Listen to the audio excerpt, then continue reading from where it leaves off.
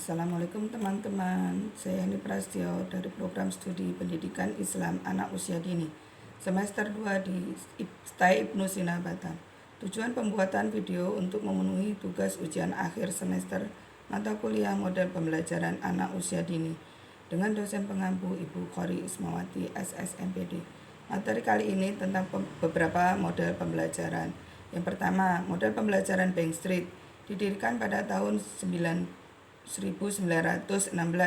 oleh Lucy Sparrow-Michel, Caroline Parr, dan Harriet Johnson, dan kemudian mendirikan Bank Street College of Education. Sekolah ini dirancang sebagai arena belajar anak-anak serta untuk merencanakan praktik pengajaran yang membantu pertumbuhan dan perkembangan anak-anak. Model pembelajaran Bank Street adalah pembelajaran yang mengedepankan perkembangan kognitif, yakni kemampuan berpikir anak yang menyangkut daya ingat, kemampuan untuk menyelesaikan masalah, kreativitas juga memunculkan ide. Dan afektif adalah aspek yang mencangkup sikap dan nilai, seperti tingkah laku manusia, tentang emosi dan minat, saling berhubungan, dan tidak terpisahkan.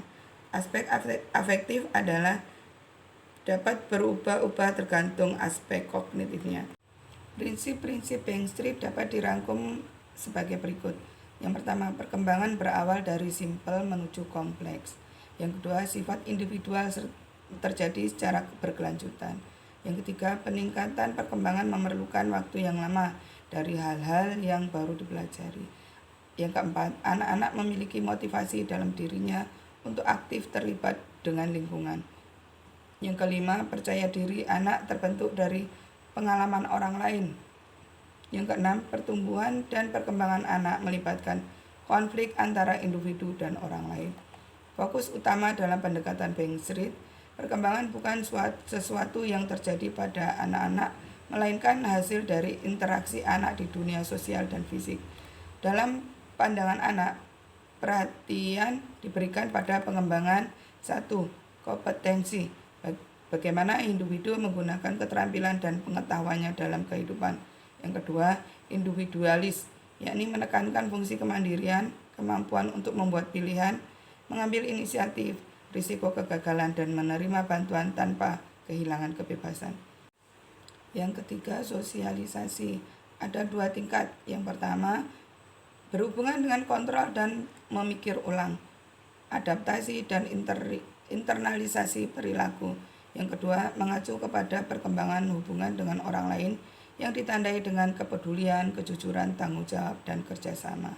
Peran guru dalam pendekatan Bank Street. Yang pertama, guru memahami perkembangan anak. Yang kedua, guru memiliki potensi dasar pengetahuan. Yang ketiga, guru memilih dan menyusun materi-materi untuk siswa. Yang keempat, guru mengetahui anak secara individual. Yang kelima, guru sebagai indikator.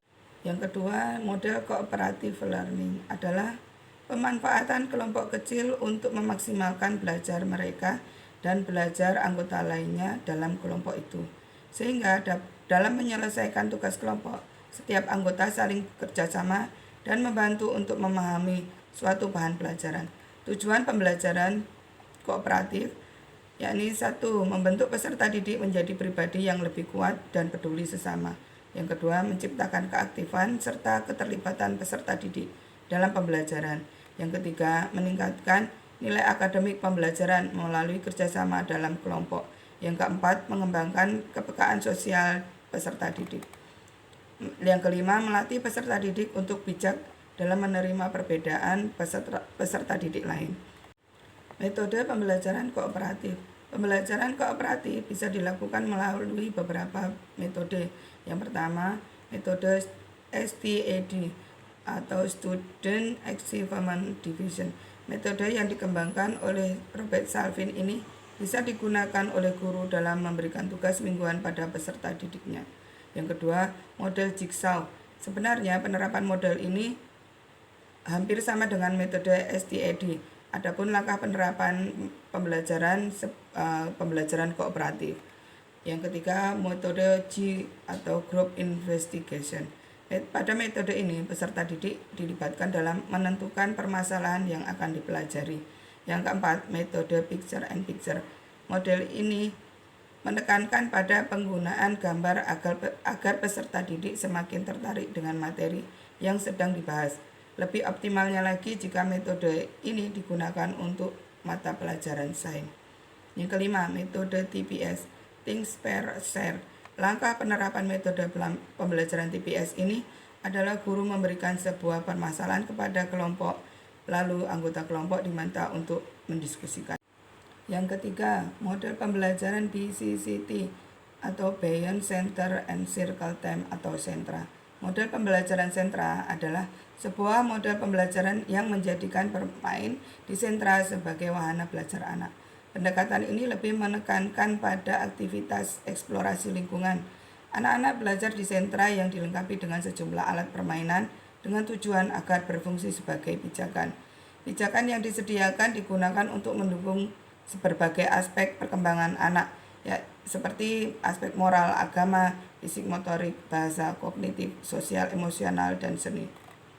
Sentra-sentra dalam BCCT apabila dimainkan akan mengembangkan semua aspek kecerdasan anak, seperti A. Sentra ibadah, ya, adalah spiritualisasi atau keagamaan.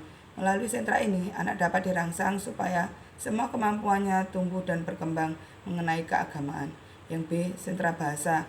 Sentra ini akan mengemas berbagai perkembangan kecerdasan anak melalui kecerdasan bahasa atau kosakata anak, melalui kegiatan berbicara, mendengar, bernyanyi, dan lain sebagainya. Yang ketiga, sentra balok atau C. Sentra balok bertujuan untuk mengasah kecerdasan ruang anak. Sentra ini mengajarkan agar anak bermain berbagai bentuk balok. Yang D. Sentra bermain peran bertujuan untuk mengasah kecerdasan interpersonal dan intrapersonal, serta menumbuhkan jiwa kompetitif pada anak. Biasanya sentra ini mengajak anak bermain seperti polisi-polisian, dan lain sebagainya. E. Sentra seni musik. Sentra ini mengajak anak untuk bermain musik, seni tari, sehingga anak mempunyai kecerdasan musikal yang tinggi. F. Kecerdasan ketangkasan bertujuan untuk mengasah kemampuan olah tubuh atau ketangkasan anak. Sentra ini bisa dilakukan di alam bebas, ketika karya wisata atau olahraga lapangan. Yang G. Sentra alam bebas bertujuan untuk mencerdaskan naturalis anak, dengan kata lain menumbuhkan kepekaan dan kepedulian anak terhadap lingkungan dan alam sekitar. Yang H. Sentra puzzle. Sentra ini dapat menumbuhkan kecerdasan matematis, zoologis, linguistik, visual, dan interpersonal. Prinsip-prinsip dasar BCCT. Yang pertama, keseluruhan proses pembelajaran berdasarkan pada teori dan pengalaman empiris. Yang kedua, setiap jenis permainan harus ditunjukkan untuk mengembangkan seluruh aspek kecerdasan anak. Yang tiga, lingkungan bermain, termasuk sentra dan pijakan, harus mampu menstimulasi gerak aktif anak dan pemikiran kreatif mereka. Yang D. Menggunakan standar operasional yang baku dalam proses bermain atau pembelajaran. Keempat, model pembelajaran klasikal.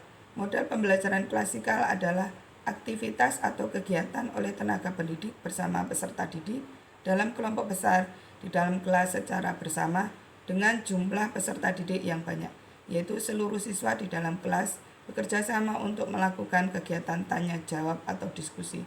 Ada 5 langkah dalam metode pembelajaran ini. Yang pertama, mengamati. Dalam langkah ini, kegiatan pembelajaran yang berlangsung adalah guru akan meminta anak didik untuk membaca, menyimak, dan juga melihat tanpa ataupun menggunakan alat. Yang kedua, menanya. Maksudnya, peserta didik mau mengajukan pertanyaan tentang informasi yang belum mereka pahami dari pengamatan yang mereka lakukan. Yang tiga, pengumpulan informasi adalah peserta didik melakukan percobaan membaca sumber non-buku ajar, mengamati kejadian atau benda, serta melakukan wawancara dengan petugas atau narasumber. Yang keempat, mengasosiasikan, yakni kegiatan pembelajaran yang berlangsung adalah melakukan pengolahan informasi yang sudah peserta didik kumpulkan. Yang kelima, mengomunikasikan. Maksudnya, siswa dapat mengomunikasikan hasil pengamatannya berdasarkan hasil analisis. dan kesimpulan dari pengamatan tersebut akan mereka komunikasikan secara tertulis, lisan maupun melalui media lainnya.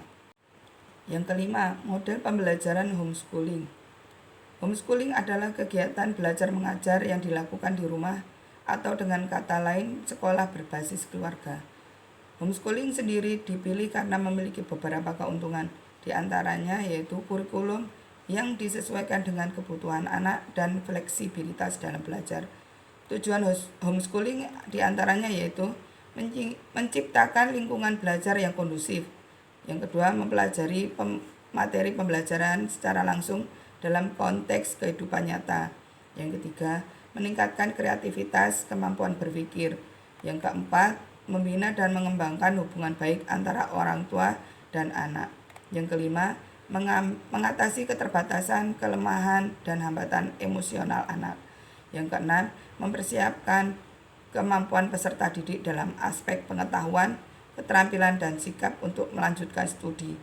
Yang ketujuh, membekali peserta didik dengan kemampuan memecahkan masalah lingkungan sesuai tingkat perkembangannya. Jenis-jenis homeschooling. Yang pertama, homeschooling tunggal adalah homeschooling yang dilaksanakan oleh orang tua dalam satu keluarga tanpa bergabung dengan keluarga yang lainnya. Yang kedua, homeschooling majemuk adalah format sekolah rumah yang dilaksanakan oleh orang tua dua atau lebih keluarga untuk kegiatan tertentu, sementara kegiatan inti atau kegiatan pokok tetap dilaksanakan oleh orang tua masing-masing. Yang ketiga, homeschooling komunitas, gabungan dari beberapa homeschooling majemuk yang menyusun dan menentukan silabus, bahan ajar, menentukan beberapa aktivitas dasar seperti olahraga, musik, atau seni dan bahasa, serta fasilitas tempat proses belajar mengajar dilaksanakan pada waktu-waktu tertentu. Yang keempat, model homeschooling bersifat unik karena setiap keluarga mempunyai nilai dan latar belakang berbeda. Setiap keluarga akan melahirkan pilihan-pilihan model homeschooling yang beragam. Demikianlah teman-teman penjelasan saya tentang model pembelajaran yang saya ketahui. Apabila ada kesalahan dan kekurangan, saya mohon maaf. Wassalamualaikum warahmatullahi wabarakatuh.